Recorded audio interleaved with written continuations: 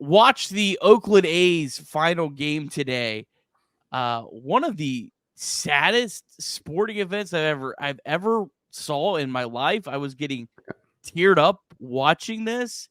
I tried to put myself in the fans, the Oakland A's fans' shoes, and it was miserable. I don't know if that ever happened to the Reds. I don't know if I'd ever be able to watch a baseball game again. I would not follow the team if they moved. Like, I would not stick with them.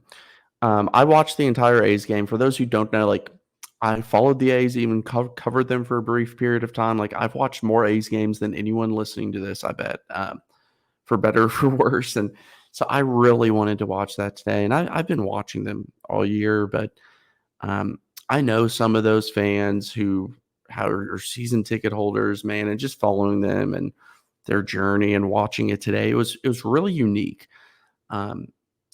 Emotions were all over the place, and you could see it.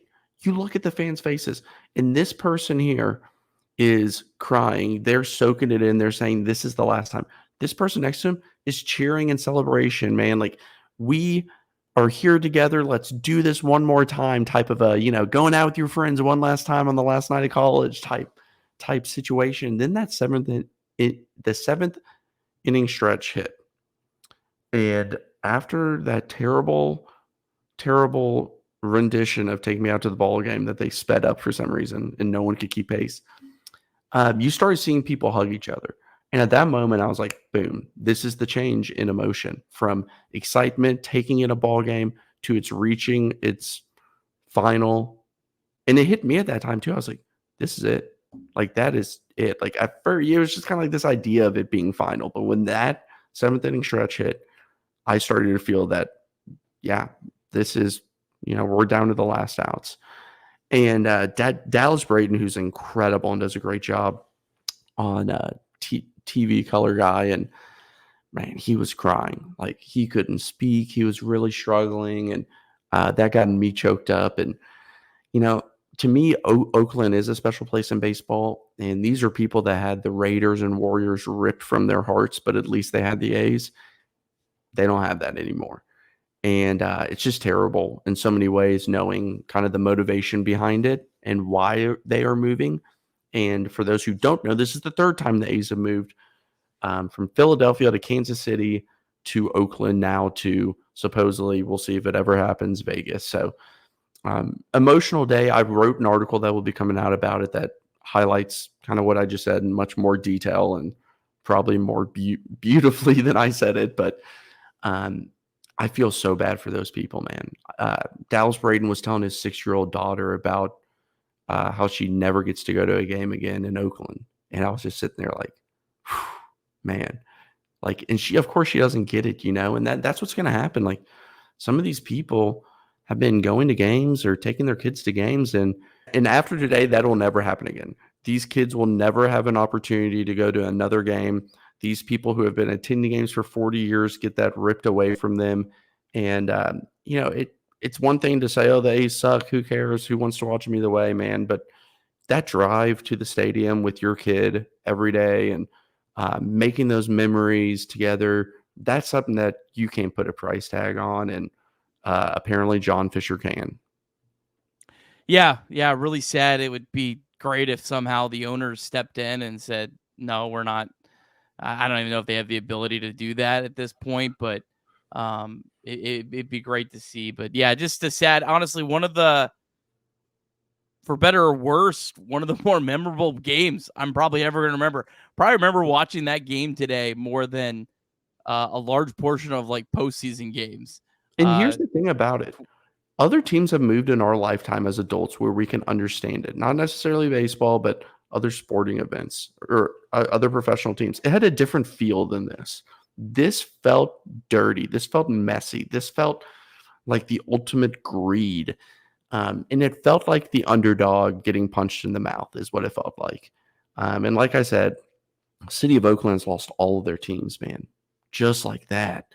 And it's just terrible because I do think that there are a lot of good people there and great fans. And sadly, they probably won't have much interest in sports. I don't see them becoming Giants fans all of a sudden.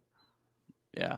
Well, the first in our adult lifetime, this is the first baseball team, and I know me and you, I care about baseball a lot more than any other sport. So this was the first. Like the Expos did it in Yeah. 2004. I don't really remember that. I was in high school. I wasn't Yeah, I was following. young. Yeah. We didn't have MLB. Or I think they had MLB TV, but I wasn't watching Yeah. Expos games in high school. I think then, but I credit to the A's fans because I actually was on a rabbit hole a while back watching some of the Expos, how that ended. That ended really ugly.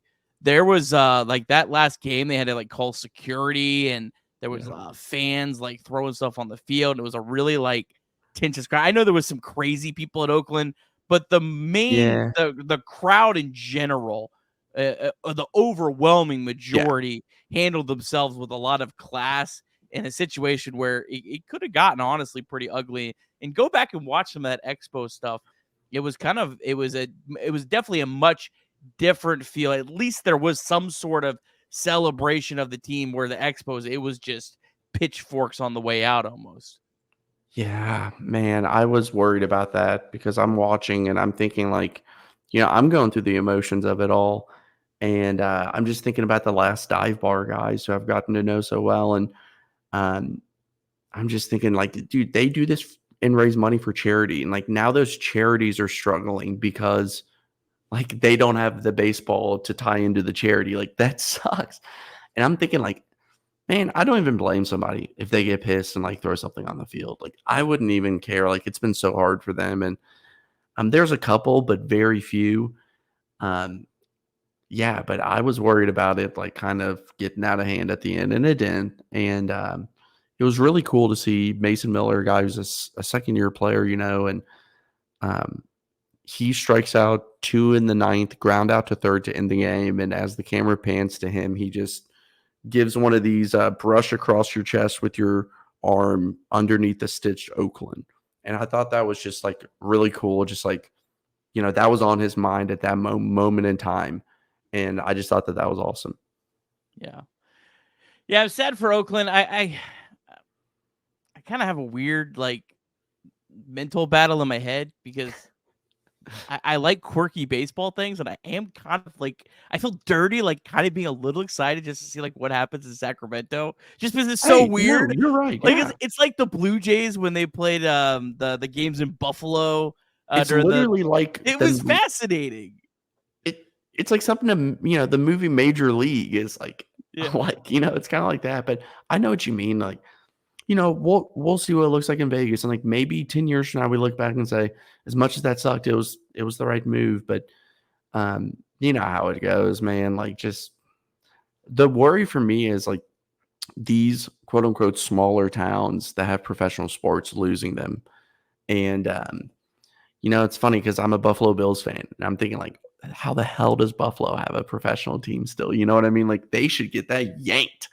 And, you hear about these other cities that are potentially moving to. It's not like there's some humongous, center for business that draws a ton of money. And like they may be the hot spot right now.